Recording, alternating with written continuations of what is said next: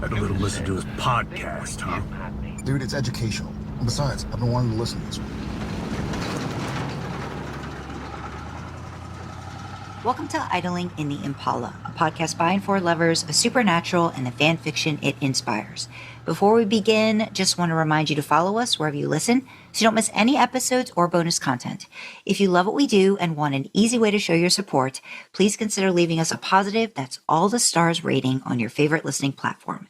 It helps SPN and fanfic lovers find us and share in the fun. I'm Sandra. I'm Kasey, and we're covering bodies again this week.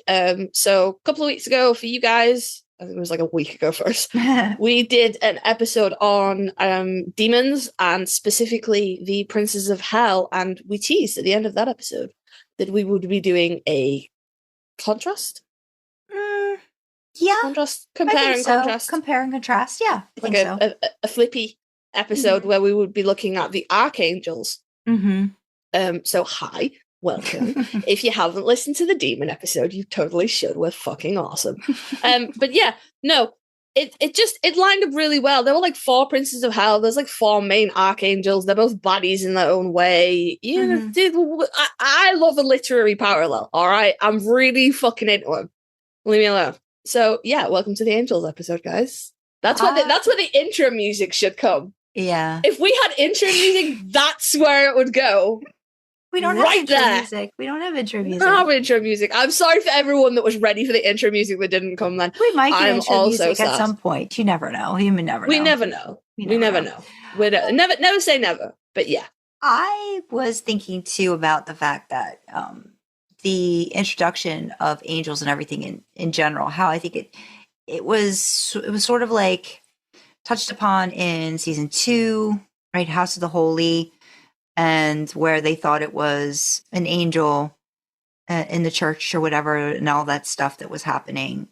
And then having it, I think with the introduction of angels in general, having people think, oh, angels, they're going to be so helpful. And no, they're going to be the biggest dick bags alive. And I think that, or unalive. But it's one of those situations where I think they supernatural. Dickless wonders? Isn't that what Dean calls them? Yeah, he calls them a lot of things. It might be junkless, actually. I don't know if they can say dick. Does Gabriel call Lucifer a big bag of dicks? Yes, he does. Okay, Lucifer, you are my brother, and I love you, but you are a giant bag of dicks. I think that goes across the, for most of them at least, I think on initial impression, very heavily in season 4. I feel like just angels in general were kind of the unknown figuring out. Maybe Cass and Anna were a little bit of the outliers to that a little bit, but by and large, not the greatest. And they had to learn from somebody.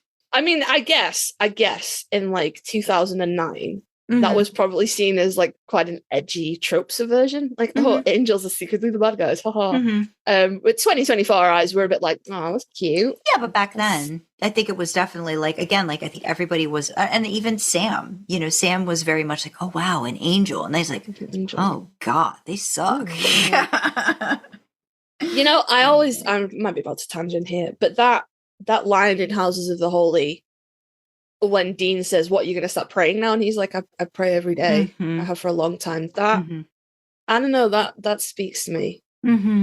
That speaks to me. Well, I think it's a faith, right? Like he's got something, or maybe he had a hope or a faith that maybe Dean didn't outside of his family. You know what I mean? Yeah, I think Sam was probably operating on the idea that he knew demons existed. So why not? Yeah. Logically, there must be angels, which would imply the existence of a higher power. So pray, brother safe, keep my father safe. Yeah. There's a sort of quote that I've seen a few times around on Tumblr, and I'm paraphrasing here, but it's, do you think when they hung Jesus on the cross, he smelled the fresh wood and thought of home? And I'm not religious, but that really, I don't know, man, that gets me in the feels.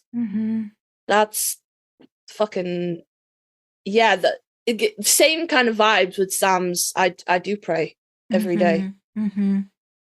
Yeah. I'm envious of faith. I'm envious of faith. Well, this is going to go in some fucking directions, isn't it? I mean, I can feel it. I don't know when it comes to I mean, I think about it a lot too, like having been brought up Catholic, and the amount of trust you have to have in something that you don't necessarily, you can't see, it's not tangible, and the vulnerability you have to give of yourself to have faith that someone or something is going to be there for you in times of need, or is going to make sure things are okay. I think that's just, I think I have that more with people in my life, but only a few select, but maybe the faith that, being open to possibility, but it's hard, right? Especially when you don't feel that, when you see what's around you, it makes faith, I think, a little bit more difficult, I think. Yeah. Because you're kind of wondering what the fuck's the person doing. Yeah, it's yeah. I envy it to a certain degree, but then I equally don't, because I think that must be very difficult to reconcile. And when I say that, I mean, I'm talking about religious people who are just religious, good people. I'm not talking about, insert religion here in quote marks. I'm not talking about ostentatious displays of religion and damnation and condemnation and all that kind of shit. I always think that must be really difficult to try and reconcile your faith with the world. Yeah. And it's bullshit. Yeah. But on the other hand, and I've thought this for a long time, like, I wasn't raised religious. My grandmother was religious, and she would take me to church, but only if I was like there.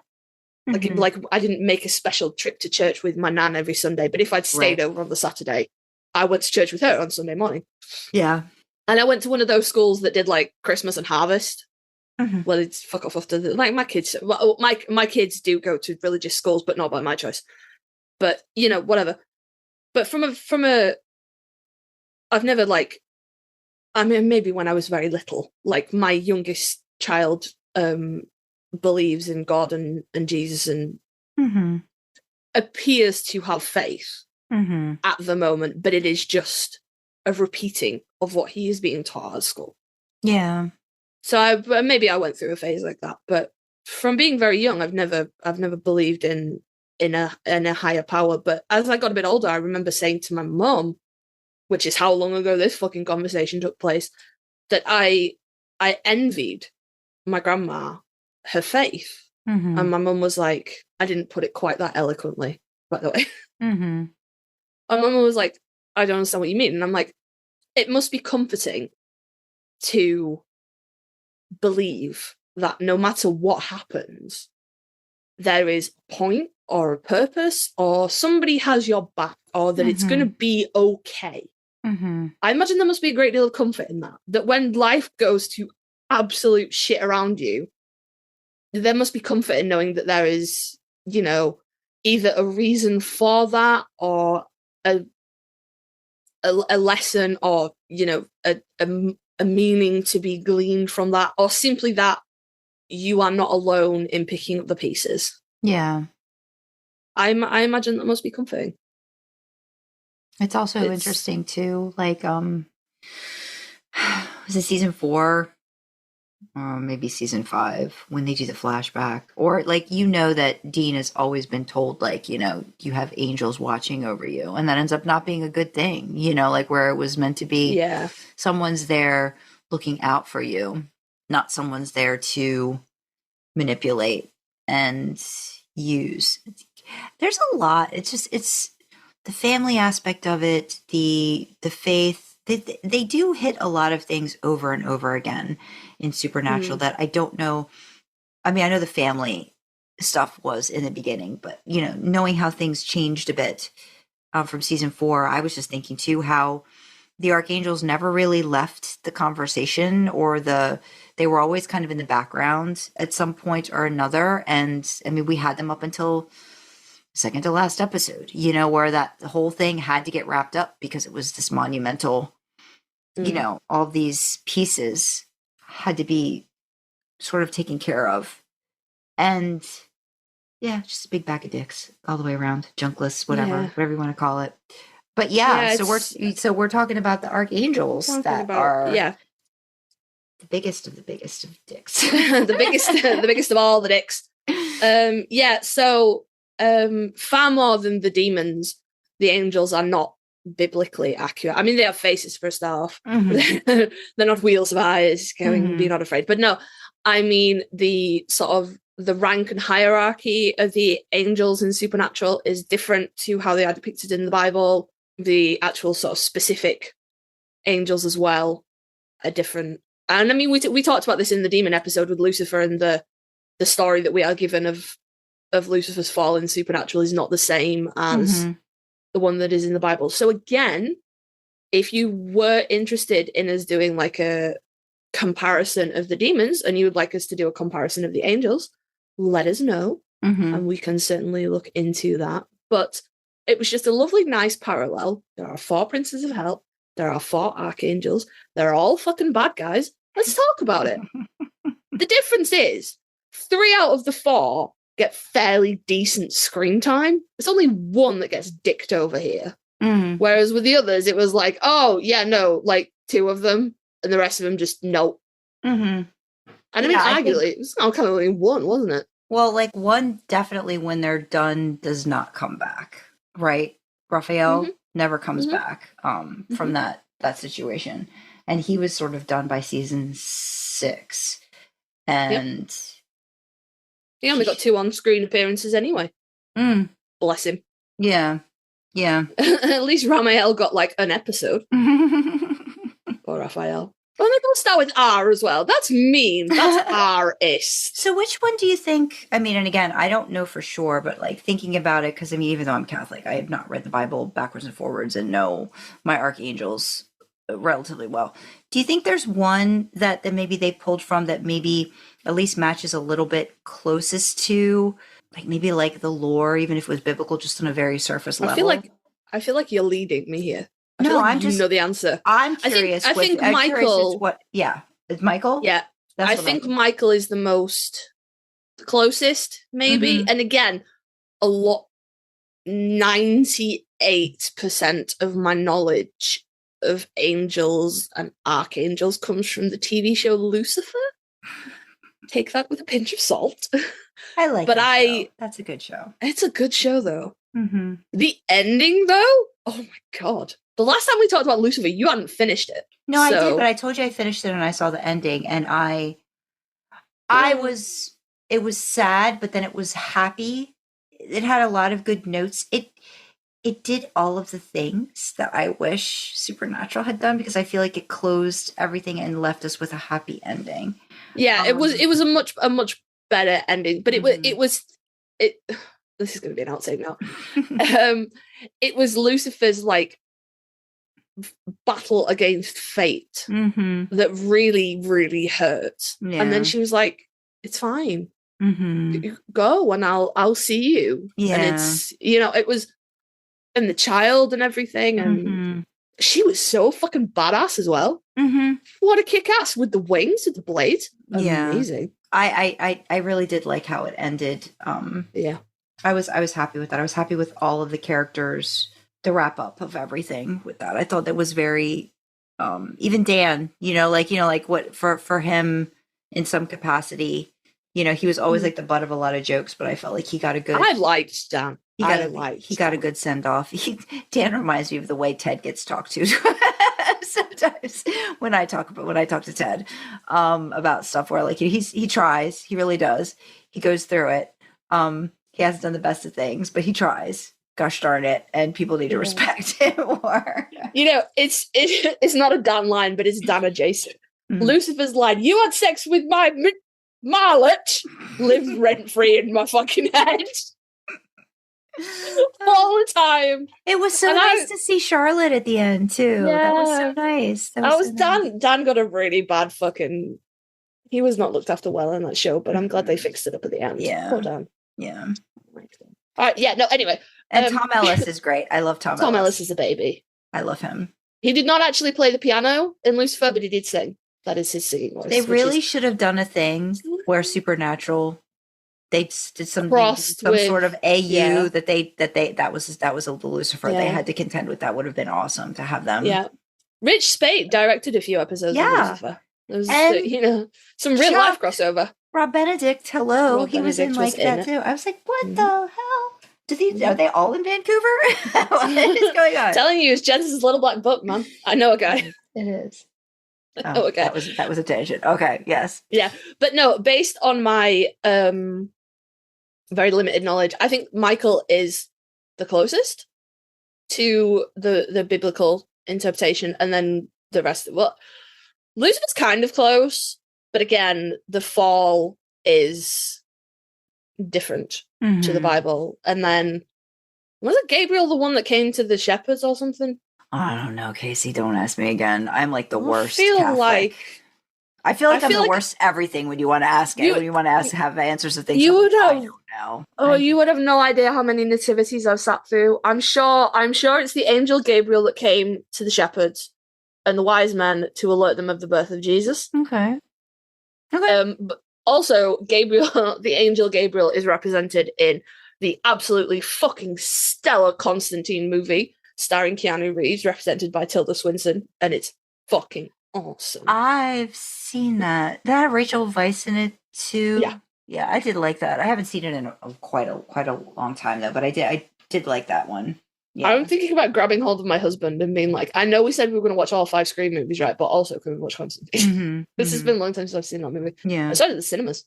It was really good. Oh, okay. But yeah, no, Gabriel of Be Not Afraid, I have come to blah, blah, blah, blah, blah, blah, blah, of nativity fame. And then Raphael, who I don't really know anything about him.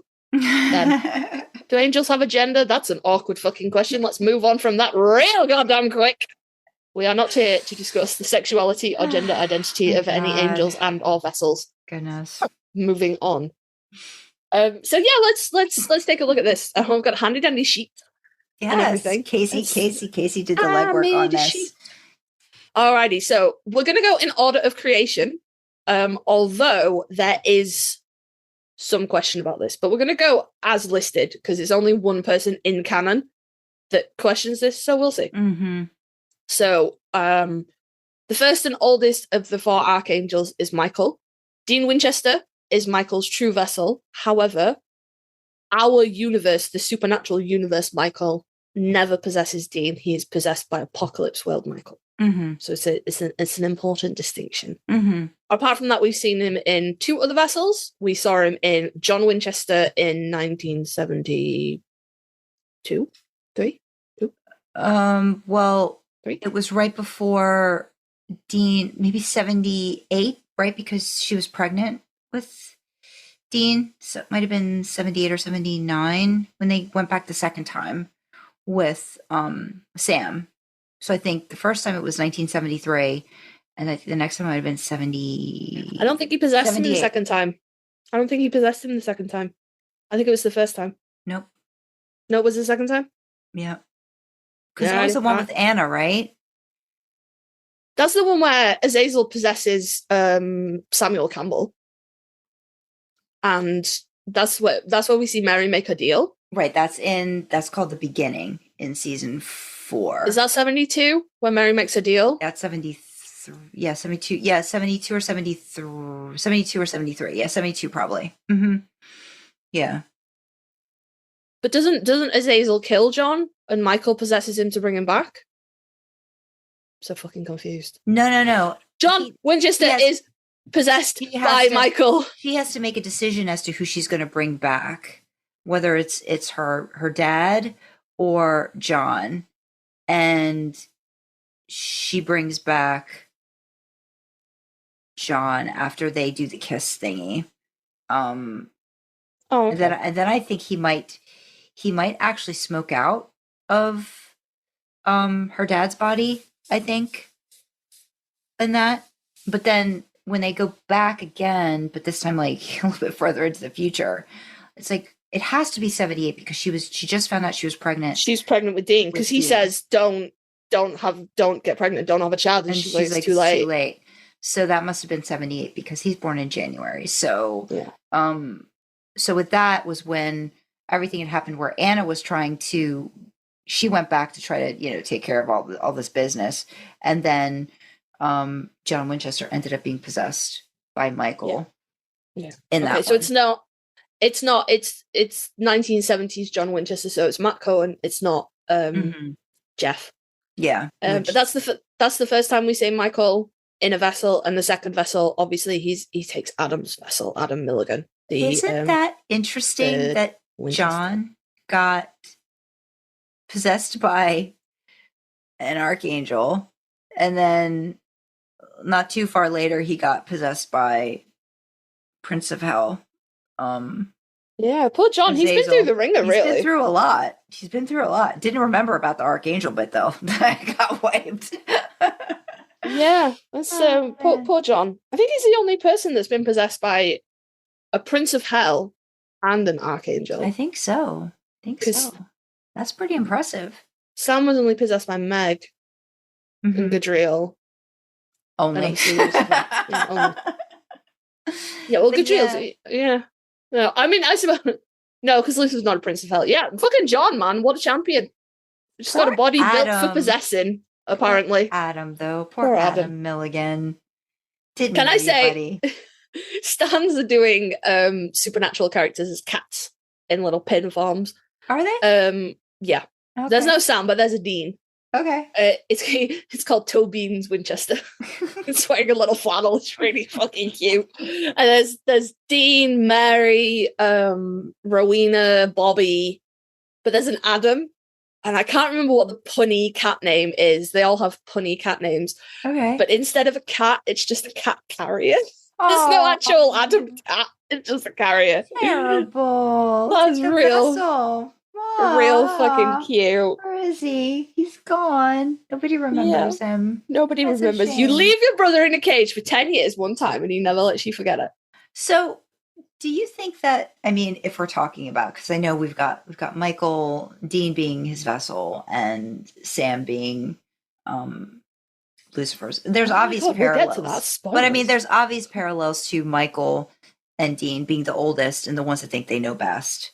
Yes. In that sort of a situation, and that they are, quote unquote, do they want to be dad's favorite, but maybe aren't dad's favorite because dad really thinks somebody, like, I don't know, pushing buttons. Yeah, but I don't know. That's interesting because when we think about, like, Michael goes into the cage with Lucifer riding. Well, Michael riding Adam goes into the cage with Lucifer and Sam. And spends the next 10 years in there. Let's not think about it. Comes back and actually stays possessing Adam right up until the snap. Chuck's little, fuck you, I'm going to take everything away. At which point Adam is gone, but Michael holds the vessel. So it's like a Jimmy Novak thing where it's all Cass in there, or Ruby, I guess. It's all cast in there. And it's interesting you bring that up because that is Michael's downfall in the end. He betrays the Winchesters to earn his father's favor and winds up getting snapped out anyway. Yeah. It's very sad. Very, very sad. So yeah, I mean, Dean would never ever betray Sam like that for John.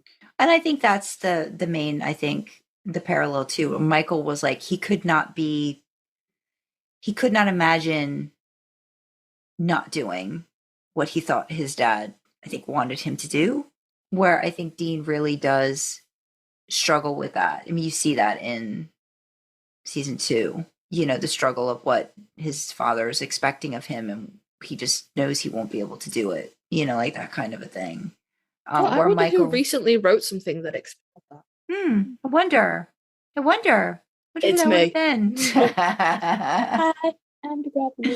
So, I mean, what do you think about that too? Do you have any further insights to that? No, I think it's one of those kind of, it's not kind of a parallel, but not exactly, like just another interpretation of family. Where in an abusive family situation, you can band together or you can tear each other apart. And that's when we can get real fucking real deep on mania, when you think about the fact that God basically ordained Sam and Dean, Cupid says that he made Mary and John fall in love for a purpose. They were supposed to fall in love, and I always get that mixed up because that's also a plot line in Lucifer. So I always end up doubting myself. I'm always like, did that happen?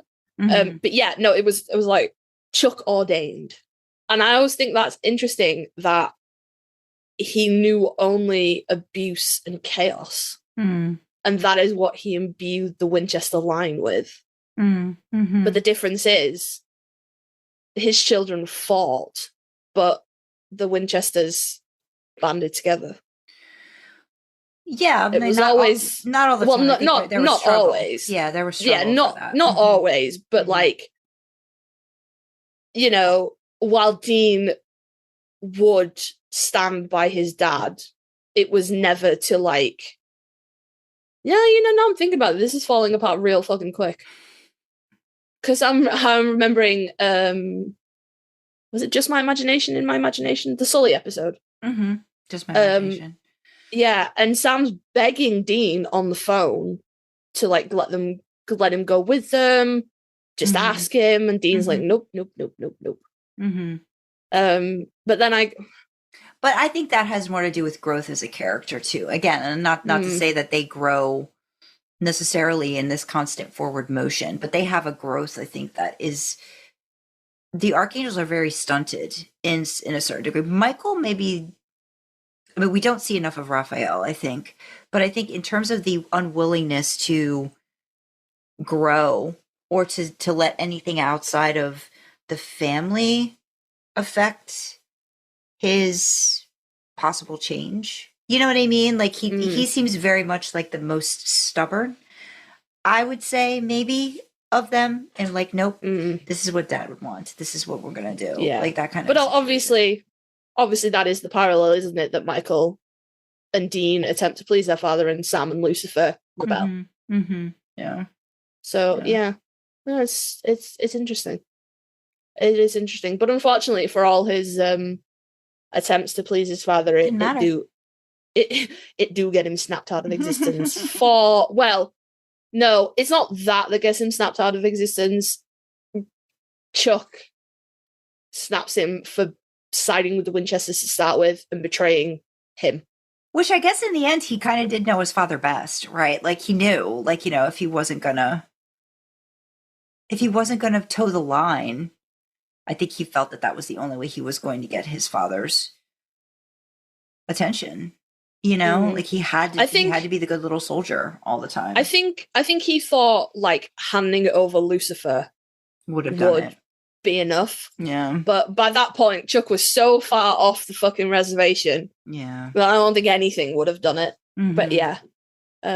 Just from the wiki, during the war in heaven, Michael banished Lucifer from heaven on God's command. And we talked about in the Demons episode that Lucifer in the supernatural universe was banished for was corrupting Lilith, wasn't it? Making her the first demon.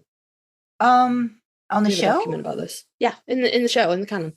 Right. Because that's not how it went down in the Bible, but in the show, he's booted out for corrupting Lilith and making a demon. I will trust you on this one, because I always also thought that it was just because he was like, no, humans suck. No, that's the Bible one. Was it a little bit of both though? No, I don't think so. Hang on, we have a document for this. I'll get a document. I feel like there was always discussion about humans, but maybe that wasn't stated.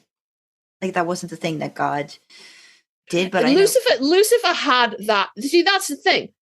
That is quoted on the wiki as being the reason that Lucifer was kicked out of hell, but it never fucking comes up again, because he's always like, you wanted us to love them and you wanted us to you know? Yeah.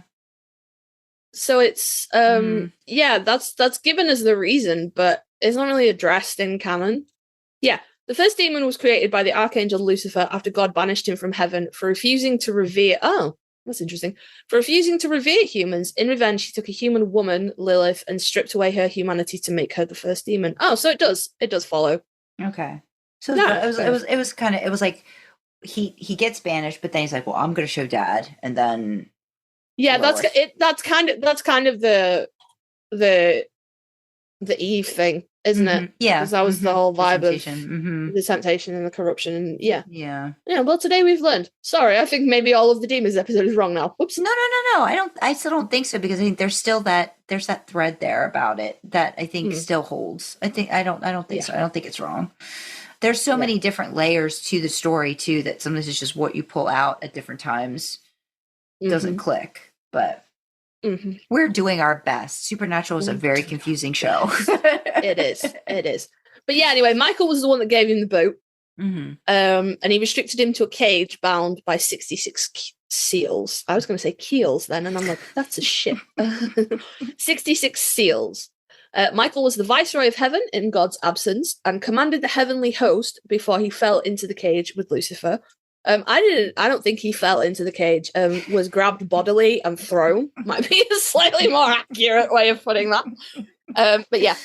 So, as the highest ranking archangel, he issued the commands, which went to the higher ranking angels to disperse orders down across the angelic chain. Look, it's like trickle down economics, but it works. Yeah. Sort of. Very well, it does work, doesn't it? Cassiel knew what he was supposed to do. It works. But it didn't stick. Didn't stick for everybody though. That was you see the thing is, when you put people in positions of immense power like that and go, no, you command, you tell the people, they go bug fuck nuts. Like we're not meant to be like that as humans. That's not, that's not what we're meant to be. But yeah. That kind of covers Michael. Fairly interesting. I thought J. Cable played a fantastic Michael. I wish we'd seen more of him. It would have been nice. Yep. Gold star. I also like the fact that he was like apart from, well, no, Jimmy and Castiel did the same thing, but like when he came back with Adam and the Winchesters were talking to Adam and they were like, Michael lets you drive, and he's like, we literally had each other for 10 years. Yes, we figured it out. Like they were definitely fucking in the cage, 100%. Oh my god, I'm in trouble. I also wonder too, like, I mean, I personally liked, I know it's not technically the same Michael, but I did like the Apocalypse World Michael. I like, and you like the Apocalypse World Michael because of Dean as the vessel. We saw him in the Apocalypse World. Or you like Dean? I like being possessed by Michael. I like the fact that Dean or Jensen, however you want to say this, they and other actors have done this based off of the way an actor portrays a character. They take those bits on and then kind of like run with it a little bit more. So I actually did like the actor and how he played Michael before he got it, and then he didn't see him anymore because he was in Dean's body. But I liked how they I liked that part of it. I liked how they characterized Michael in Dean's body much more than I liked how they characterized Lucifer in Sam's body. Like we've talked about it to death. The white suit, the rose, such anger, young Padawan, wanky. Fucking Peaky Blinders cap, fancy hair, and shirt sleeves rolled up. Michael Dean, fuck yes. 100%. I'm fully in for that. Unfortunately, he will have to be the episode because this is about canon. I know. Well, not canon, but I'm just saying. I had to sneak it in. No, of course. Like the cap was like, it was beautiful. It was a really, really good. I'm like, as with everything that happened to Dean when it came to possession, I'm angry we didn't get more of it. Like they dicked us with Demon Dean, and then foolishly we fucking accepted it a second time with Michael Dean, and I will die my love. But honestly, Nihilism is one of the greatest. It's a great episode because it finally does like give him a chance to just chew up scenery even more as that. And I think is that the one where he leaps over the bar? Yes, but I'm talking about the Michael Dean part as well. Like especially when he's sitting talking to Cass and talking about how he wants to burn it all down and all that kind of stuff. Like I thought that was good. He did a good job. He did an excellent job, and I remain disappointed they didn't give Jensen more chances to play alternate versions of Dean or possessed Dean, things like that, because he did such a kick-ass job. I actually don't remember nihilism from... I remember nihilism from two things. The repeated shots of Dean leaping over that bar and the blooper. I know. But it's I need new underwear. It's one of It's those disgusting. episodes. I hate it as well. I hate toilet humor. It's fucking gross, but it's Pamela falling to bits that gets me. Yeah. Like it's not funny when it's just Jared laughing at himself. But when he gets other people, then it's funny. I think too the problem. I mean, not that it's a bad episode. It's just there's so much happening. It's a very you're surprised when you watch it and you're like, oh, there's a lot of plot occurring, throughout this episode. But it actually works really well, all things considered. Some of them don't, but it's just there's a lot happening in that episode, because that's at the end of that episode. Sorry, tangent. At the end of that episode is also when Billy gives Dean the book about. Is it really? Yeah, only ends one way. Like there's one book that ends differently and gives him the book. There's a lot going on in that episode. It's real busy. Yeah, they fucking distracted with Jensen's beautiful ass. Oh, and they were like, surprise, plot. At the end, too, you get Dean in the Henley. And that's just so like, God, you're just giving it all to me. There's a reason why it's a really good episode. So many good things happening in that episode. Just to look at. And funny bloopers. And funny bloopers, yes, with Pamela. I think that's also the blooper where Cass is Misha's trying to deliver lines and Jared's putting his finger in his ear. Yes. Yeah. Absolute fucking menace on set, Padalecki. For real. Goodness. But on that tangent, yes. On that tangent, maybe we'll maybe Apocalypse World Michael will get a little bit out in a different episode, but not this one, because this is in universe. So yeah. By order of creation, Lucifer comes next, but Amara suggests to Dean that Lucifer might have been the first archangel. Mm-hmm. So, do you think, because again, having just watched it, do you think when she said God's first, do you think it could have just been, again, like... Favorite? Yeah. That's kind of how I was taking it when I watched it again. I was like, maybe that's what, the first that he would put above others, like that was kind of my vibe. Yeah, because that's a recurring theme from the Winchesters. That sounds like Dad hated me, and Dean's like, Dad loved you the most. Yeah. And also, again, my knowledge of Archangel comes from the TV show Lucifer. That's a theme in that as well. That Lucifer is so angry with God for banishing him, and everyone he encounters is like, he loved you the most. Yeah, and but you went against him, but he he still loved you the most. He still loves you the most, you know? So it's, I think that's probably what that means. But for the sake of completion, we'll put it in that Amara cast out on the on the birth order of the Archangels. So obviously if Dean is Michael's one true vessel, Sam is Lucifer's, and they are destined to battle it out and cause the apocalypse. Or does the apocalypse happen and then they battle it out? Or is their battle the apocalypse? Their battle, I think, is supposed to be the apocalypse. Yeah, it's supposed to start it. Yeah. Because it work out like that. They're all the signs leading up to it, and then, that's supposed to be and then the angels are all like pissed off too, afterwards. And then, because they're gonna make it. Some things. Cass is like, all the sinners. And his paradise and there. And Cass is like, I have to do the thing after. Like when he comes, like season 6. Season 6 is a whole mess. Season 6 is a mess. God Lord, what a mess. Fucking kick-ass shirtless workout scenes, but also the mess plot. But yeah, so Sam is Lucifer's one true vessel, who, interestingly enough, he actually only possesses once. Obviously, there's the alternate timeline of the end, where he possesses, but that's an alternate timeline. Yeah. But he actually only possesses Sam just the one time. But still, extended over a couple of days, I think. But unfortunately, Dean wins the "Did I Say Yes to My Angel" award there for refusing. But Lucifer held other vessels, so obviously the most well-known one is Nick, who was just a backup. Definitely wasn't meant to last as long as he did, but apparently Pellegrino is in demand. It's interesting. He's actually on UK soil at time of recording. Liverpool, the second. Is it a con? Yeah, the Liverpool, the second Liverpool Comic Con of the year is going on right now. So we have Jim Beaver's here, Elena Huffman's here, David Hayden Jones is here, Mark Pellegrino's here. Was that the one that Jensen was supposed to go to, but then couldn't because of Countdown? Yes. Okay. Jensen was supposed to be here, and then he had to cancel. Jake was supposed to be here, and he had to cancel. Okay. So I think it's just them now. Okay. But yeah, Pellegrino sets foot on UK soil. Anyway. So yeah, there was Nick. He also possessed. Now I wrote this down as Castiel, but then when I was looking it up, actually, I was like, oh, technically the wiki was like, technically it's Jimmy Novak, but like Jimmy's not in the vessel at the time.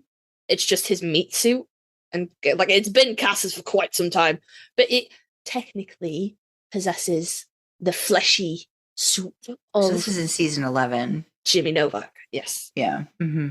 The Wikipedia gave me unknown teen, which is apparently when he was jumping around trying to find vessels, and this unknown teen lasted a little bit longer than the rest of his family, so got a bit of screen time, but we don't know who it is. Okay. Vincenti, there we go. I always want to put more syllables in that than what it is. So the rock star that gave us that beautiful episode of Sam and Dean and Leather Jackets. That was a good episode, just for that. That was a good episode. That was a good episode. I always said like I liked Rockstar Lucifer as well. I did too. I thought that Rick Springfield did a decent job. You know, like really kind of like bringing that. It's difficult when you, especially when you're, you know, when you know another character, another actor that brings that. You know what I mean? It's hard to give it a little bit of a different spin and still work. And I think he did a good job with it. Yeah. Yeah. And then, of course, the last one, Jefferson Rooney, which was the president in the fiction, which, oh no, I was going to say, I think it's really interesting that they canonically have Trump in there, but they didn't, but then they invented a fake president. But then I was like, wait, no, that happened before the show went mental. Before Trump went mental, before America went mental. So yeah, but Jefferson Rooney was the fictional president of the United States who, while possessed by Lucifer, slept with his aide. She was an aide, just a generic aide, and fathered the Nephilim Jack. And multiple unknown and unseen humans. Lucifer did a lot of vessel hopping. He was thrown out of, I think Amara cast him out of Castiel's vessel. He upped about a bit, ruined a fair few people's lives, and met his untimely end also in 1519 by Michael, who then in turn met his untimely end in 1519 as well. It was a bad day for Archangels in 1519. Very unfortunate. Yes, Michael allied himself with the Winchesters and then betrayed them and killed Lucifer, hoping to appease his father. It didn't really work out that great. But yeah. The Wikipedia provides us, he was the second of the 4 archangels created by God and was his favourite son. He is also a fallen archangel and the first fallen angel. He is the original ruler of hell and the creator of demons, seen by them as a father figure and their god. As the second born archangel, he's one of the oldest and most powerful, blah, blah, blah, blah, blah, blah, blah. Archangel brothers existed long before the creation of the universe, making them more than 13.8 billion years old. That's an interesting mix of religion and science there. It is very... What did they do? Just cutting about in darkness.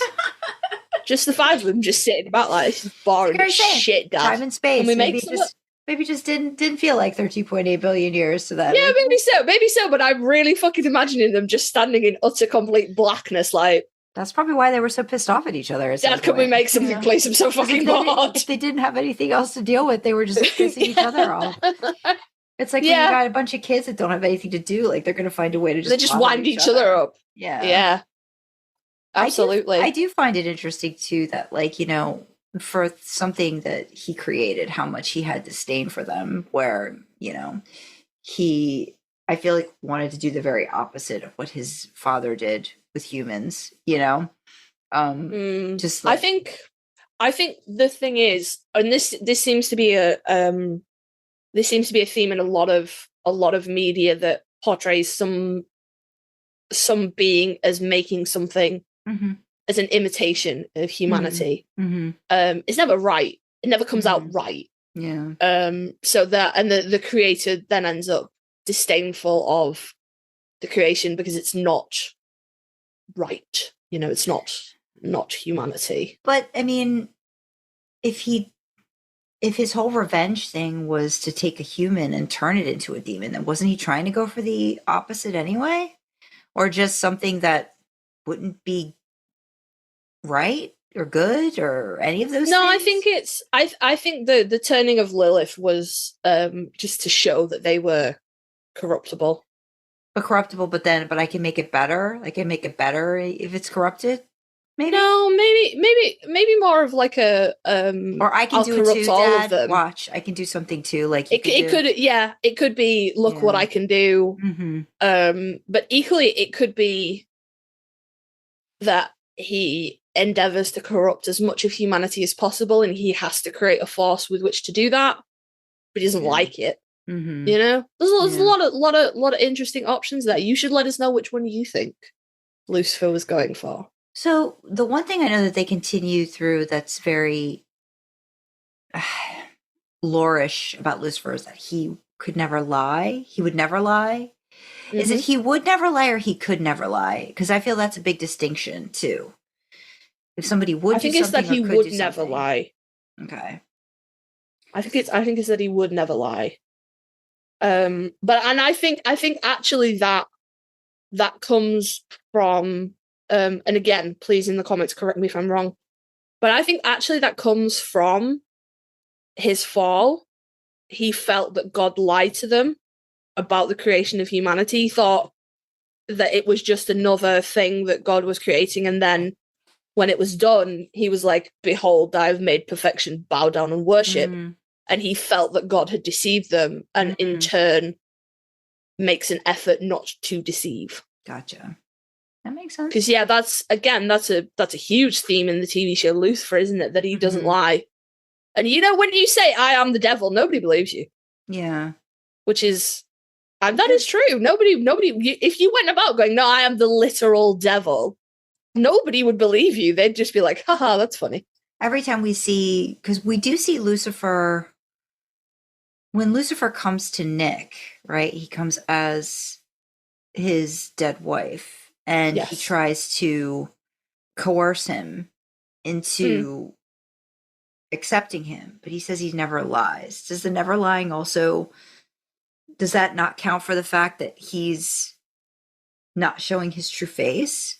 Is that just not considered a lie situation? In the way that he's going then you're getting into high, like, fantasy elves. There's quite a lot of fantasy worlds that play with that. Elves don't lie, but they'll talk circles around you to deceive you. And also the Fae as well, of like Celtic myth and origin, that they won't directly lie to you, but they will talk you round in such a way that they've said one thing but they mean something entirely different, and it's like an art form. Because he does that a lot with the females. It's a lie of omission. He does that with Jessica, to Sam.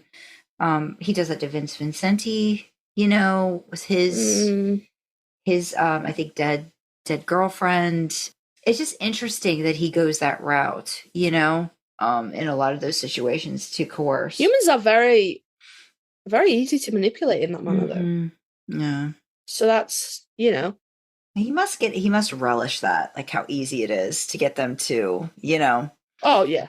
Where with Sam, he's like, no, I'm not doing it. And he's like, but you will say yes, Sam. All that kind of stuff. This always happens in Detroit. Yeah. Or Detroit, man.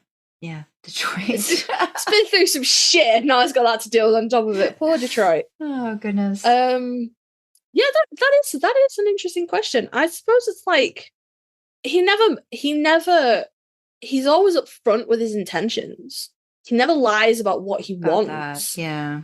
It's just the visage. And is that well, don't they always talk about you can't see Lucifer's true? I mean, then again, I'm talking about the other show now, but I don't know how much this transfers over. But that you can't see Lucifer's true. If you saw Lucifer's true face, it just wouldn't It sends you mad, isn't it? Sends you mad. So I wonder if that's a reasoning behind it. Something like that, yeah. Because I wouldn't be saying yes to anything that looked like that. That would not be happening. But again, it still seems very like, I don't know, I guess disguise. But again, it's probably considered some sort of workaround or loophole. Oh, that's probably it. Yeah. It's words versus actions, isn't it, really? Mm-hmm. Yeah. What you say. And he does not deceive in what he wants. Mm-hmm. No, I don't know. It's interesting. Because that's why it's interesting too, like when again, like I'm in the middle of season 11, and it's when Sam gets those visions about the cage and he thinks it's God telling him that that's what he needs to do, and then you find out that in fact it was Lucifer the whole time. Like he never actually said, he was God. That's what Sam interpreted and that's it. It's that very it's very wordplay. Mm-hmm. He leaves you to fill in a lot of the gaps. Mm-hmm. And then if you fill them in wrongly, he goes, well, I never said. Mm-hmm.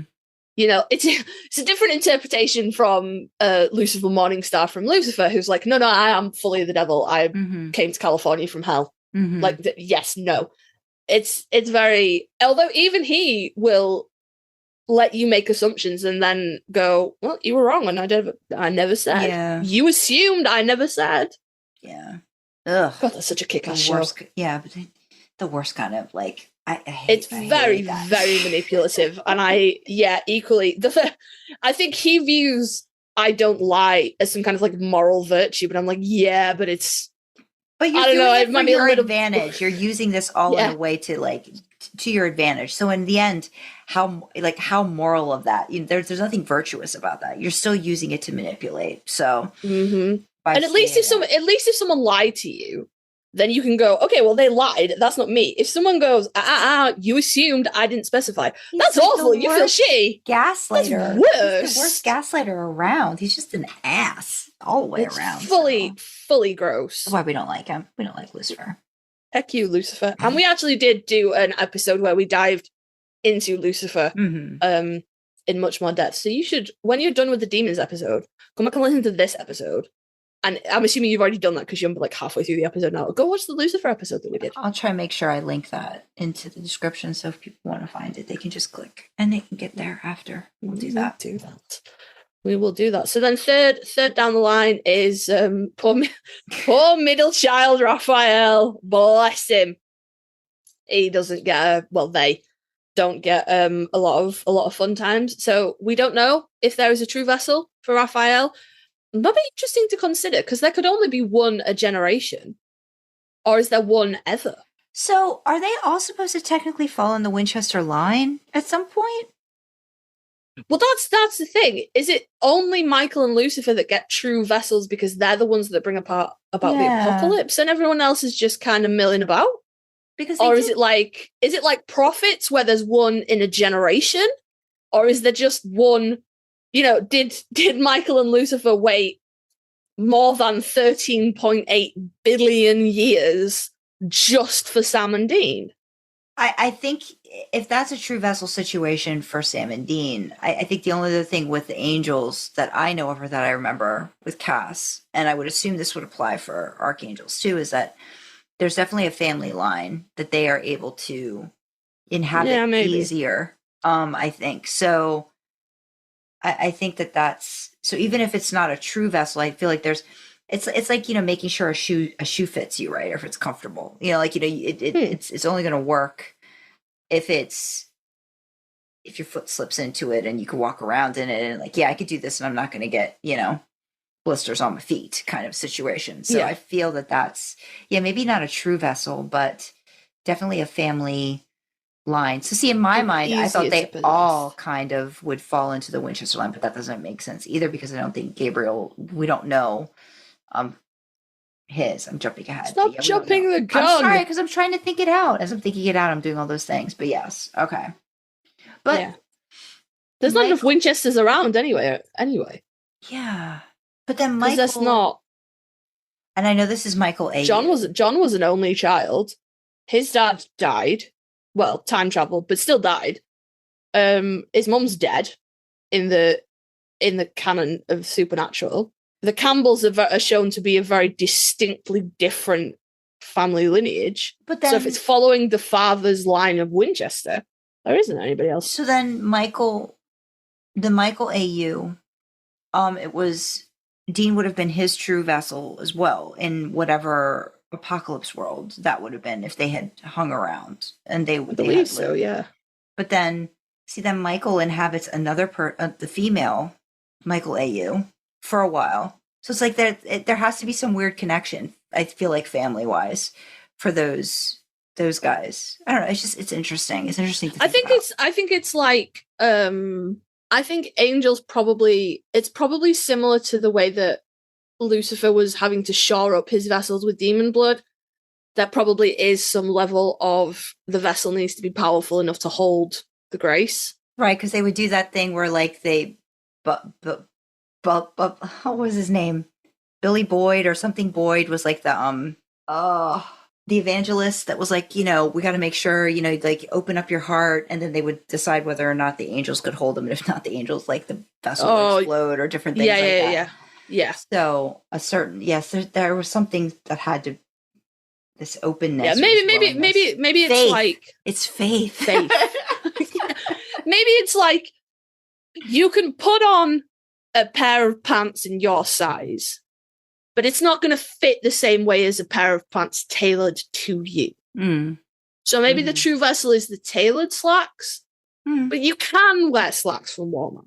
Mm-hmm. It's probably just not as comfortable. Yeah. And maybe you bend over and rip the ass out of them. Which is, and I've watched that on repeat like a lot of times, and it's not even the like seam of the jeans that rips; it rips at the like pocket on his ass cheek. I don't know how the fuck he managed to do that. It's skillful. I just ripped my pants. It's very funny. But we see Raphael. We don't know if he has a true vessel. We don't even know if anybody else has a true vessel other than Michael and Lucifer. But Raphael possesses two humans in his little run. So we have Donny Finneman, who is named, who is his first vessel, and then unnamed female for his second vessel. And he is snapped by Godstiel in 622, the man who knew too much. And it's really, really bloody as well. There's a lot of viscera. Gets all over everybody too. It's a mess. Yeah, it's a mess. It's a mess. He's the third of the fourth. He's the middle child. He stood with Michael after Lucifer rebelled and was banished. And there's not really much else to say about Raphael. He's forgotten. Didn't get a lot of screen time. The forgotten middle baby. And I think that has a lot to do with very interested. I find it interesting, like when you talk about birth order and stuff like that. The fact that they were, he was like, he wasn't technically in the middle. He was with another person in the middle, but he came after. He came after the second one, and it's like he's like the forgotten one. Even though there's a baby at the end, it's like, yep, okay, just you've got the first one and the baby, and then it's kind of like if you have two middles, that it usually is the older that gets favored. It usually is the younger middle that gets cast aside. What I think is interesting is Jared and Jensen are the true middles, and I would rightly say out of all of them, even if in their family they were kind of like maybe forgotten, in that they have more than made up for it outside. Yeah, not every family sucks though. Yeah, that's the thing. Some families are terrible. Yeah, but some families are good. Even though I would love somebody to ask Jared and Jensen if they thought that being the middle children pushed them to excel in their careers. From a sort of psychological standpoint, though, being the middle children and being the second boys. But I think you can have like the best family, and it's all real healthy and everybody loves each other and shit. But I think there's a probably a psychological need to prove there as well, because it's very culturally ingrained. The boy firstborn, and the younger daughter, and there is a lot of culture around that. rightly or wrongly. Mm-hmm. And I do think being the middle and being the second boy probably did leave them both feeling like they had something to prove, and that's fucking wanky. And we're not blaming families here. No, I'm sure the Eccles and Padalecki's. I was probably going to get cut into an outtake. But my thing too is that I do like that. I like that they had that in common too.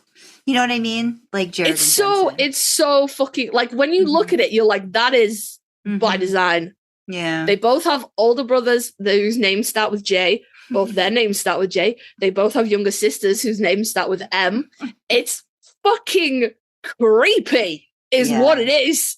They're like, creepy. You're from Texas? That was just the start of it, buddy. You got no idea until you started asking more questions. Like cowboys. You know the fucking conclave I'm on about, don't you? Yeah. Meeting them there. How about the cowboys? Huh? That's great. Texas. Great. I love that. Yeah, I love that for them. I feel like, again, sometimes fate, happy accidents, all those things. Yeah. I think that probably was something in that really, we were just talking about in another recording, supernatural really being lightning in a bottle. That probably has something to do with it, finding that literal kindred spirit. Middle child, second boy from Texas, like brought up in the same kind of culture, and they like the same football team. Their names start with J. It's fucking weird, you know? Oh God, yeah. But poor Raphael. Poor Raphael. They are so unforgettable. We tangented off in that section. Oh my God. Oh goodness. Oh God, I'm sorry.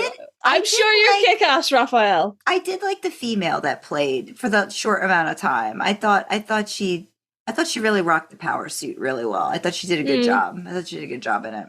I'm always a fan of when we get angels that are traditionally portrayed as male. This is very shaky ground. That are traditionally portrayed as male being portrayed by female vessels. I'm really into that because they usually fucking kick ass. That's why I like the Michael, like the AU, the female that, like, you know, I thought she did a really good job in that one episode. Like I thought she was, again, she took those characteristics and I think ran with it in that very short amount of time, and I think it was really good.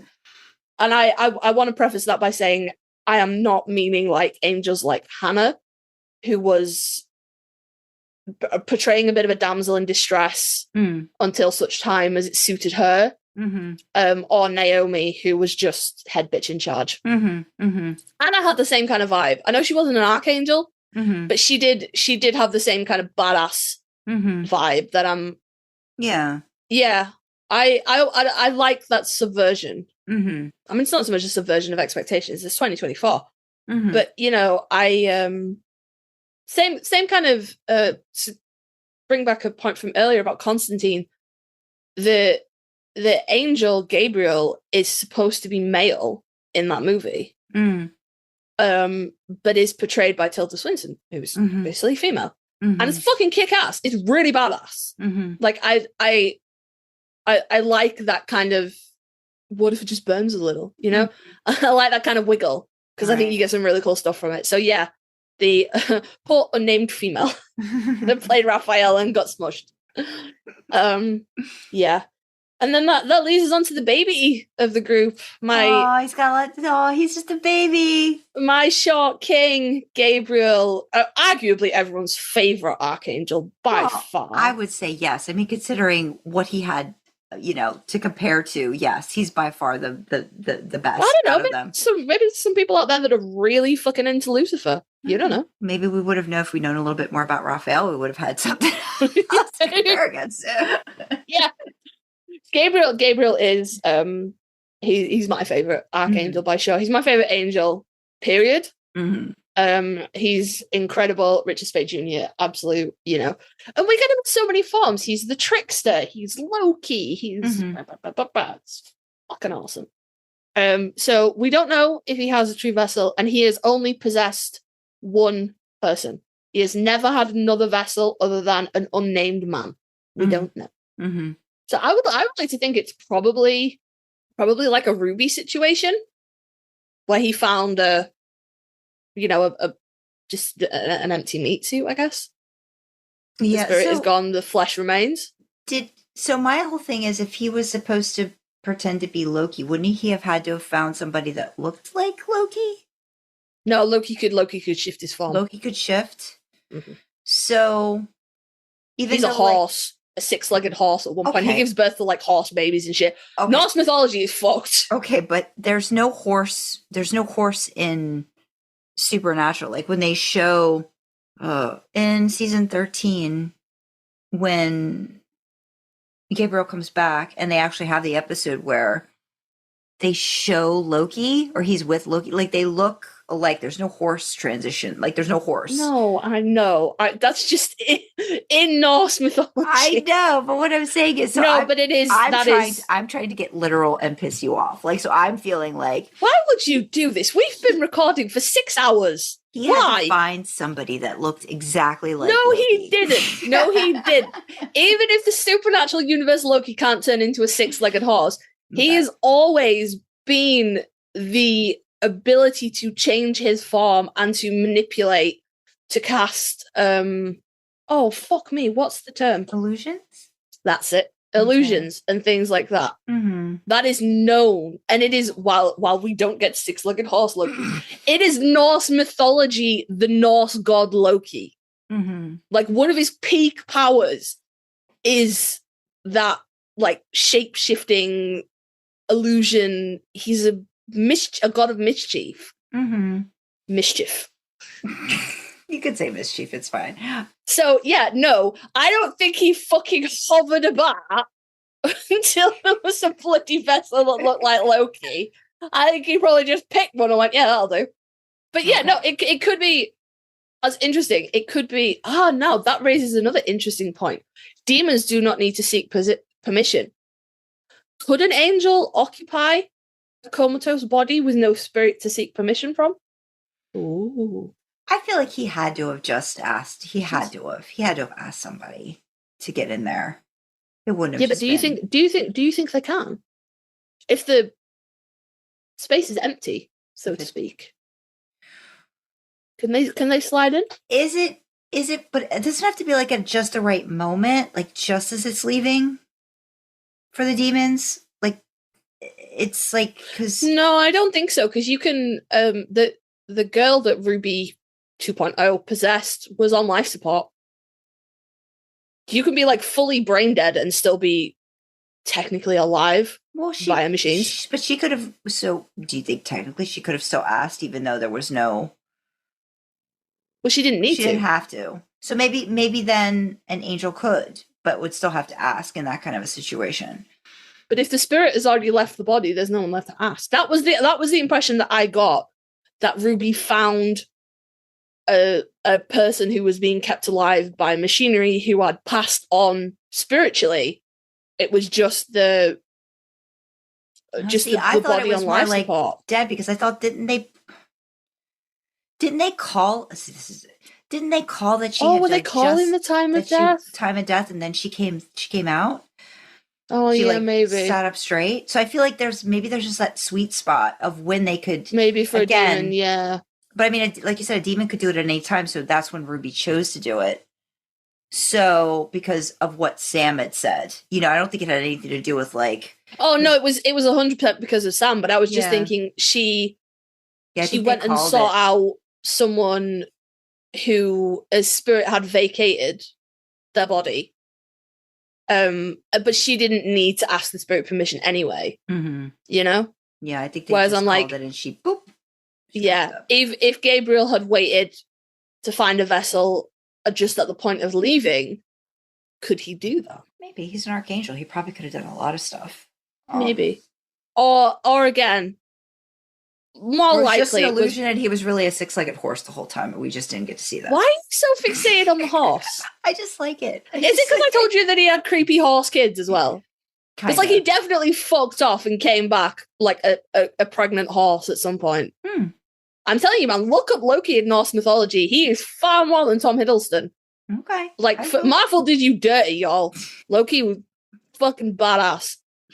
I kind of wanted to see that now because in Hammer of the Gods we got to see the elephant. I kind of wanted to see the six-legged horse now at some point. So, I'm sorry. I'll find you some art. okay, thank you. That'll help. This is what I'm doing with my Saturday evening. I'm going to find six-legged Loki horse art. We are Sandra both very punchy. It's one of those Saturdays where we've been recording. We're in funny moods, and we've been recording for 6 hours now. Yeah. 6.5 technically. Yeah.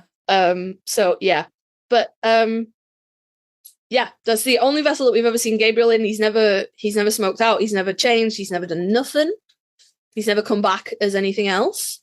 So yes, he masqueraded as Loki. So he is also known as Loki, but it's false. It was just a trick. And the Trickster, which is also that is a type of monster as well, isn't it? Mm-hmm. Although, is it? Have all the instances of a Trickster been Gabriel? Ooh. Oh. Now you're getting deep. Now I've forgotten about the six-legged horse now, and now you got me thinking something else now. Oh no, I was going to get art. But I'm still sending you six-legged horse art. Again, I'm very irritated by the whole Trickster thing in general now, just because I am tainted by the Winchesters and that one freaking episode where you did like Loud and Swain was in that episode. Why do you like that episode? Because I don't like it because it made me think there was more to that whole storyline, and I wanted to think there was more to this seeing the Trickster in that, where I was thinking it was, I was trying to like figure out when it could have been Gabriel and all that stuff, and it had nothing to do with that. It had nothing to do with our timeline that we know of about the Winchesters. So that bugged me afterwards. But I'm looking at so Gabriel was very compassionate towards his family. Yes. I distinctly remember him saying, like, I'm gonna have to stop you there. I'm going to stop you there. Loki was not a six-legged horse. Loki shapeshifted into an alluring female horse. Okay. And lured away. So where's the six-legged horse? Fucking hang on! Just wait until I tell a story. Bloody hell! No, he drew away a fancy pants horse. I won't even attempt to pronounce the name. It was a fancy pants horse. Turned himself into a girl horse. Lured away. Got knocked up by fancy pants horse and gave birth to a six-legged horse that then became Odin's steed. There was still a six-legged horse. I just forgot who it was. Okay. Loki, six-legged horse, but it's the six-legged horse was Loki's child. And what was the name? He still turned himself into a horse. What was the name of the child? Sleipnir. So they showed two or three of Loki's kids, and one of them I remember they showed a little bit of like they switched to like they did like a mirage of a horse face in season 13. Oh shit, I'd have to hang on. Let me and I feel like they had names listed on like they did have Loki's sons did have names listed. Hang on. So he should have had six legs and we didn't get to see it? No, I'm very sad about that now. Why just show the head if you're not gonna give us the whole thing? Man. What did his other pair of legs, what were they going to do? Like, what were they useful for? Or were they just like the middle child of the legs now? And they just were just there, just bandying about for not doing anything important? You're so fucking mean. Oh my gosh. Oh my goodness. That's awful. No, I think they were just like, I don't know. Let me, hang on. Just wait right there. Okay. No. Oh no, it does say Sleipnir. Let's go unfinished business, because that's going to tell me. Yeah, no. One of the sons was, the sons that Gabriel goes and kills. Sleipnir. I don't think I'm pronouncing that right. Is one of them. We were robbed, people. Six-legged horse robbed. Yeah. It. So there was Fenrir, Odin's bane. A wooden sword, and Fenrir's lupine face glows green, superimposed on the human one. And then there's Nafi and Sleipnir. It's spelled Sleipnir. So I'm pretty sure you don't pronounce it Sleipnir. I'm sure that I makes a difference. They advance and display glowing green faces, just as Fenrir did. Sleipnir has, well, Nafi's face looks like a skull. So yes, you were correct. There's a horse in the thing. Without the legs. We didn't see the legs. You get to see the six Hang on, let me fucking just. I'm sorry. I'm just being a little shit now. I No, apologize. because I want to know. Now I want to know what its other legs were for. Oh, is it 6 or 8? Maybe it had 8 legs. Oh my god, like a spider? Oh no, I'm totally out now. I don't want to see a picture of it. Like no, I can deal with if it's an ant like thing, but no, it doesn't look like a spider. Yeah, no, it was. It did have 8 legs. So it had like 2 on the front and 2 in the back, but they were kind of like. Is that like T-Rex? kind of like in parallel to each other. So it was just like one leg behind the other. Okay. So like a pair of legs, gap for the belly, a pair of legs, okay. a pair of legs. Okay. That seems like that would be a lot to have to contend with. I feel like they would just get wrapped around each other and it would not be a fun situation. Well, I don't know. He'd get in his own way, basically, all the time. The translation is Slippy or the Slipper. That's great. He's slipping. Yeah, I could see him just not being. He probably couldn't walk right with all those legs. They just, yeah. I can't see it. Okay, no. Fancy Pants Horse, whose name I'm not going to pretend to pronounce because there's letters that I don't understand in this, was owned by the disguised and unnamed Jotun who built the walls of Asgard. So that's why it was important that Loki snuck off with this horse. Okay. Sleipnir is Odin's steed, the child of Loki and other horse. Yeah, no, it looks like maybe like a pair of legs a little bit inside the other pair. So like an inner pair and an outer pair of legs. Okay. Maybe. It doesn't look like a spider, I will say that. It looks like a horse, kind of like a horse in motion where its legs are blurred and you're like, I don't know. A double vision kind of a situation. Kind of, yeah. That seems to be how it's interpreted. Okay. Now that I've made Kasey go off on that tangent. Just a lot of horse. Like, it's a lot of legs, though, isn't it? Really, yeah, it's a lot. It's a lot to have to deal with. It's a lot of legs. I feel quite sorry for. Like, can you imagine? Horses have a hard enough time figuring out what to do with 4 legs. Can you imagine if you just gave them more legs? Like, that's too many legs. Yeah, because I mean, as far as I know, they typically don't lay down much, right? So then, if you had to have them lay down, there'd be a situation like a lot of legs to wrangle. Yeah. This is interesting. I've found a piece of art that's got 1 pair of normal horse legs at the back and then 3 pairs of front horse legs at the front. God, that's terrible. That's too many legs. Yeah, some of them have evened, so like 4 legs at each end. This one's just fucking fully rogue. I'm gonna send it to you though. It's really pretty. Like, the artwork is really pretty, but like also mildly uncomfortable. Where are you sending it? Too many legs. Messenger? Yeah, I will do. I will do. There's a because there's like a Norse kind of drawn one that's a lot of legs, mate. That's a lot of legs. I might send it to the group with absolutely zero context. Oh, God. Dee can wake up in the morning and be like, "What the fuck is this?" And I'll be like, "Yeah." You'll figure it out, won't you? Oh, goodness. You'll figure it out. That's what I'm going to do. Because I'm the bestest. We should not record for 6 hours in a row. This is a bad idea. Behold, go look at the creepy 6 and 2 horse. Look at it. That's entirely too many legs. Yeah. Yeah, there's like 2 stuck in the middle. And then one... They do look like T-Rex arms, though, don't they? They do. You get the feeling that it walks on 6, and they're just like it's uses those for like other things. Yeah. That's weird. Sandra doesn't like that interpretation. I don't like the second one as much. That reminds me more spidery stuff. I don't like that. That seems a little too much going on. It's interesting. Yeah, but that was like that was more the art style of that I wanted to show you because that's how it's like depicted. Yeah. Yeah.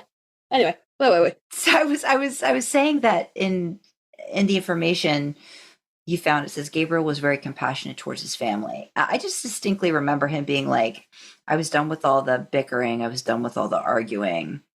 I just wanted to get out of there.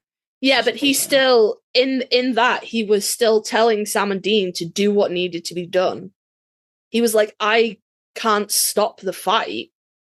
I don't want them to fight, but I can't stop it. So get in line. Mm. You know, It was, he didn't want, I think maybe I just think he was passion maybe isn't the best term for.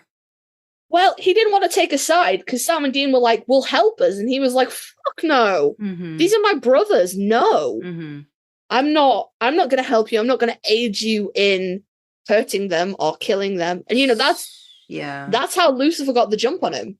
I mean, I know he didn't die, but it was that compassion, that led, and obviously, AU Michael, but still. Okay. I'll give you that. Yeah, he was very, he didn't have the same disdain. Like, Lucifer and Michael hated each other. That was true hate, whereas Loki kind of, everyone stop fighting kind of vibes. Yeah. He unfortunately met his untimely end with Apocalypse Michael when 1322 Exodus, and I remember being fucking stunned by that. I didn't believe it until the camera zoomed out and you saw the wings, because I was like, no way, he's just come back. No way they've brought him back and they're going to kill him off this quickly. No way. And then it panned out and I was like, because I do really love Gabriel. Yeah. That was a shame. It was. They did him. He deserved better. # Gabe deserved better. Everything in Apocalypse World sucked. So yeah, cute Apocalypse World. And the just interesting little bit of trivia on Gabriel is, although he's the last to be identified, he is the first Celestial that we see on the show. Although he was the very first Celestial to be seen on the show, he was the last Archangel to be revealed, because he was in was it Tall Tales? He was. Season 2? Yep. Season 2. Yes, he was. Great show. Great episode. Love that episode. Yeah, I like that one. I do like that one. Yeah, I mean, all things considered, he's definitely you just like to see him when he pops up. Otherwise, it's like, even though he's probably going to not be the best thing for the brothers, he's a character you like to see come back again, I think. Because there's usually something there's kind of really important moments, I feel like, in the boys' lives when he pops up.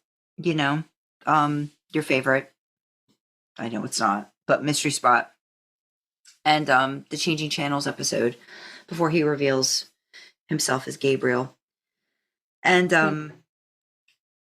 then, I think towards the end, coming back for what they need to do to get Jack and Mary back from Apocalypse World kind of situation. And he even shows up, I mean, it's debatable whether or not it's him, but there's a moment, I think it's season 9 for Cass, when he comes back, but we think I'm not sure if it's him or not, or if it's just I'm trying to think of the timeline now. I feel like it's a Metatron thing, but I don't know for sure. I'd have to go back and look at it. But he pops up, and it's just is it really you? And it kind of doesn't really ever answer the question. Shocking. Yeah. A lot of the characteristics or traits from oldest child, middle child, youngest, I feel like it's pretty spot on with the expectations that were given to each of these characters on the show. Michael predominantly as the oldest, middle Lucifer, and then the youngest Gabriel, which is we're just not going to think about Raphael in this context because we don't know him enough, I feel, for that. So, but yeah, they are an interesting bunch. And we've actually gone on quite a few tangents with them, so I didn't think we would, honestly. Yeah, they're interesting. They are interesting. I'm still trying to find out. I'm pretty sure they go to the empty, but I'm still trying to find out. Yeah, if they're archangels, do they go? Yeah, do they go someplace else? No, because Lucifer did. Lucifer was in the empty when Nick tried to bring him back. Yeah, maybe so then. Yeah. Yeah, they made a point of showing the whole, like, he almost looked like a Terminator situation in season 14. That was a whole fucking problem, wasn't it? Yeah, with the ooze and the eyes, and it was very Terminator 2. Yeah. According to Rich Spate Jr., Gabriel's wings are blue as well. Oh, okay. Which is interesting. Thanks, Gabe. Never would have thought that. Yeah, that's they're always depicted. Well, not always, but in fan fiction, they're depicted as gold most of the time. I see Cassiel depicted with black wings a lot. Okay, but I think that's more to do with the shadows, because for a long time Cass's wings were the only ones we saw. So everyone just kind of assumed they were black. And I mean, I know Misha has gone on saying that he thinks that Cass's wings are rainbow colored and blah blah blah, and that's really cute. But in fan fiction, in what I have read personally, I see a lot of black wings for Cass and gold wings for Gabriel. Gold because of his hair, gold because he's an archangel. But yeah, they tend to be. And on gold on the show Lucifer, they're white, aren't they? Lucifer's wings? Yes. Okay. Yes, Lucifer's wings are white. Okay. Again, we're kind of pushing Lucifer on you if you haven't watched it yet. It's a pretty good show. I did enjoy it a lot. And I just love, I will go on about it, Tom Ellis. I remember first seeing him on that show Miranda, and I just loved him. And when I heard he was going to be on he had his own show where he's going to play Lucifer, I was there for it. I was going to ask you, where is he from? Tom Ellis? Yeah. Wales. Okay. So does that help you? I was just trying to figure out, because again, everybody sounds a little bit different over there, just like we do over here. I was trying to figure out, like, where he's from. So yes, okay. I will triple check that. Yes, he's from Wales. Okay. Yeah. See, so it's so unfortunate because he was like, Lucifer was on CW. Like he's in like some of the in the like Arrow and Flash and like the whole Crisis on Infinite Earths thing they did. Like they could have crossed it over. Fucking hell. He was born in Cardiff. He's a twin. Okay. Apparently. Okay. There's another that's running around. Yeah, he's so his family left Wales for England and settled in Sheffield. Okay. So that's probably why he doesn't have a strong pronounced Welsh accent. Okay. Sheffield is actually not too far away from where I'm from. Okay. But bloody hell, he's been everywhere. He went to a Sheffield high school, but he went to a Glasgow university. Okay. So he's just got a bit of a walking tour accent, but he is from Wales. He's from Wales. I want to see if Pellegrino said anything about Nick's wings, Lucifer's wings, sorry. I remember in the episode I just watched in not too long ago, season 11, they do make reference to Lucifer. Like they make like a backhanded comment about, well, it's not like I went to Los Angeles to like solve crime or something like that. So I was like, oh, there we go. That was cute. Oh God. According to Mark Pellegrino, Lucifer's wings are hot pink and sparkly. This may just be a joke considering Lucifer's snarky personality. Mm-hmm. Yeah, I think all of it. No, it might just be the Archangels that have white wings in the TV show Lucifer. Because Menadiel's wings are grey, I think. Mm-hmm. Yeah. And then spoilers for Lucifer, I guess. The kid whose name I forget, her wings are red, aren't they? I feel like they're red and black. Yeah, but they're not fluffy white. No, they're not. Do you know what I mean? Like when birds do the thing? Mm-hmm. So, yeah. I want to see if Matt Cohen has any thoughts on Michael's.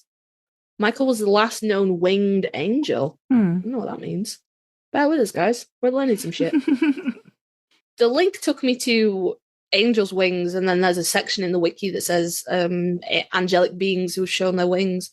Interestingly, in universe, Michael didn't show his wings. Only alternate Michael, when Jensen does the flex and they go, yeah, and it's like the coolest fucking rolls thing. his shoulders back. Yeah. The feather from the thing and the archangel wings are shown to be much bigger and longer than those of a standard angel. Although angel wings typically arc upwards when displayed, archangel wings arc outwards. Oh no, some of the actors from the series have described the wings. So Mike Pellegrino said hot pink and sparkly. Spate Jr. said Gabriel's wings are blue. Misha Collins originally said he considered Castiel's wings to also be hot pink, but not sparkly. However, during an online panel in 2020, we were there, we watched that one. He stated that Castiel's wings are actually rainbow. This after the episode Despair, in which Castiel confesses his romantic love for Dean. Misha Collins would go on to repost 2 different fan arts of Castiel with rainbow wings on his Instagram for Pride Month and 2022 and 2023. Sebastian Roche once said that Castiel's wings are black. So it doesn't look... I don't look like Matt said anything. Or Adam. I'll keep looking. Yeah, no, it doesn't say. Well, we never see his wings anyway, so we don't know. Yeah. That's so snarky in Mike Pellegrino. Like, give us a proper answer. Like, I'm gonna have to go look up if I can find when Rich says that they're blue. Gabe's wings are blue. Because I'm like, well, like, what kind of blue? Yeah, now I want to know what shade. Are we talking like navy blue? Are we talking baby blue? Are we talking like royal blue? Like, come on, dude. There's a lot of blues. Now you got to be specific. Now you've got to give me cadet blue. See what you can find. I will look that up afterwards. Okay. All right. And I will tell Sandra. And you guys will just not know what the answer is. I don't know if I'll be able to find it. I don't. Well, if you find it, post it in Discord randomly in the podcast news, and nobody will know what the heck you're talking about. I'll just be like, what? Why? Now I have to fucking look. Why have you done this to me? I'm sorry. You know what I'm like. You don't have to. I do. I do. You really have to try to find the blue color now. You really do. I don't know where I am now. Angelic beings who have shown their wings. Trivia. There we go, right at the bottom. There's no reference to it. Okay. So, unless it's in the other Wikipedia. You're gonna have so much cut out. I'm so sorry. No, that's fine. Child the game. I'm just looking at random places just in general. Like if you just read somewhere that Gabriel's wings are blue. Oh yeah, maybe. No, there's no reference on either of the Wikipedia pages. So if anybody out there knows when and where Rich Spate Jr. said that about Gabriel's wings, hit us up. Jackie, let us know, babes. I know you're listening. Let us know. The keeper of all things. But yeah, Sandra has an article on birth order theory, like she said, which we will link down in the description, and we will link to our Lucifer episode as well, if you want a more in-depth look at what we think about Lucifer. And if you missed the demons thing, I'll try to put the demons in there as well. Yeah, I can't do that because our end screen only has space for one video. That's Otherwise, I would do that. I might be able to put 2 videos on, but I'm gonna have to put it over something, so I'll see. Okay, that sounds good. We'll figure it out. That's okay. It'll be fine. We'll do the thing. But again, if you have any interest in us covering, because obviously there are more classes of angel than just archangels. So if you have any interest in us covering the seraphs or the angels, or any other of that intense fucking lore that Supernatural wrote itself into a bajillion corners with, definitely the other angels on the show. But then we get into a whole bunch of, I don't know if you want to hear us go. Well, the people like us. People like us. This is, they okay. That's what they choose. I might not necessarily like that. Sandra doesn't want to listen to me tell her about any more 8-legged horses. No. The thing is, she's upset by my fan art. I loved hearing about the 6. First it was 6, and then it was 8, and I was very into it. I forgot how many legs it had. No, but I'm just saying personally, like the whole biblical aspect of it, like comparing, like that to me is like I really like keeping into like the supernatural, and then you're not vibing with that. No, I'm not really vibing with that much. Unless you are. Are you vibing with that? Do it, but I'm not foaming at the mouth in the same way I was like about the demons. Like, oh fuck, I really want to know. God, I like that we did. I do like the idea of like, if people want us to like break down the different kinds of demons, the different kinds of angels on the show. I think that might be a fun little like discussion, and we'll go down a ton of rabbit holes. Oh, for sure. So I think that would be fun. So if people would be interested in that, I think they can let us know, and we will see what we can do about that. I formally retract my offer to do comparisons of supernatural demons and angels to their real world counterparts. Then we're not going to do that. Yeah, that doesn't sound like fun. We will break down the demon types and the angel types if that is something that you are interested in. Mm-hmm. Let us know. Where can they let us know, Sandra? Well, they can let us know in a whole bunch of places. They can email us at idlingintheimpala@gmail.com. They can comment on Spotify in the Q&A section. They can leave a YouTube comment. They can join our Discord and chat with fellow idlers and us in real time. By the way, check out our merch store, which is another fun way to show your support. You can find details for everything on our website. That's idlingintheimpala.com. And do you want to fuel our supernatural road trip? Consider joining us on Ko-fi for as little as $1 a month. We have perks to go along with different membership tiers and would love to have you along for the ride.